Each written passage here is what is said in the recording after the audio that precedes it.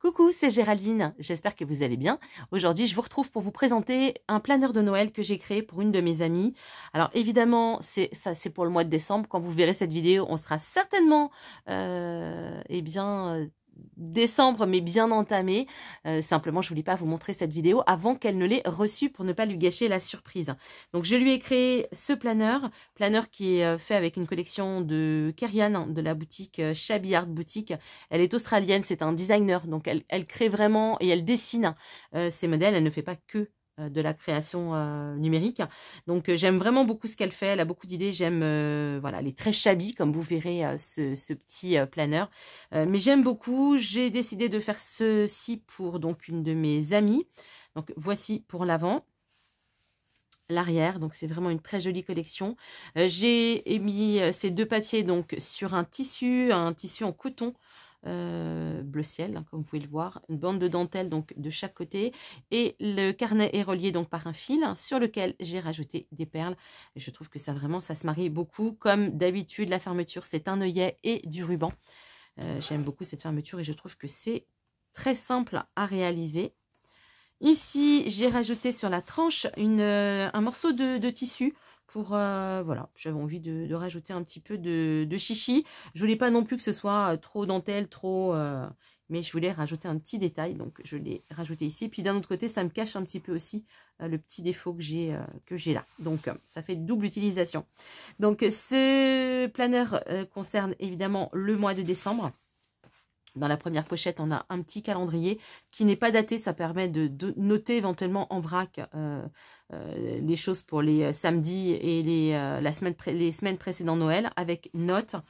Dans le même esprit, on a le calendrier qui se trouve ici, qui lui est déjà numéroté. L'avantage, c'est que si elle n'utilise pas celui-ci, elle pourra le garder l'année prochaine et le numéroter pour s'en resservir donc tous les ans. Là, nous avons des pochettes avec un tag, tout simple, deux shopping list, parce que ça sert toujours, on en a toujours besoin pour noter. Vous allez voir, les listes, ça ne manque pas dans ce planeur. Ici, j'ai rajouté un grand tag. Donc, dans la pochette du haut. Là, toujours le même tag, d'ailleurs j'aurais pu le mettre ailleurs. Ici, on a une liste éventuellement pour tout ce qu'on a à faire en manuel, en travaux manuels, donc les décos, les cadeaux, etc. Enfin, après, elle mettra ce qu'elle voudra, elle n'est pas obligée de respecter l'entête du papier.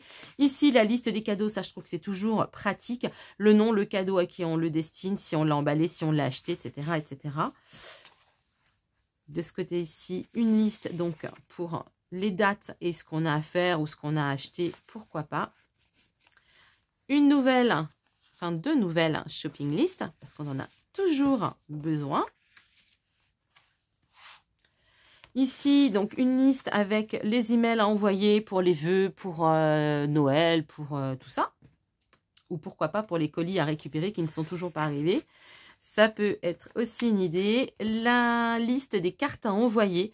Ça, je trouve que c'est bien parce que on finit par, si on ne note pas, par oublier à qui on a envoyé les cartes. Donc, la liste des cartes. Bien sûr, les pochettes sont assez grandes pour qu'elle puisse rajouter ce qu'elle veut.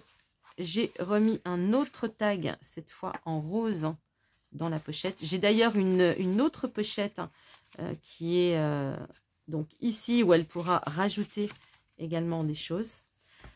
De quoi noter les recettes ou en tout cas le menu pour le jour de Noël et puis éventuellement la date des préparations pour anticiper donc ce menu.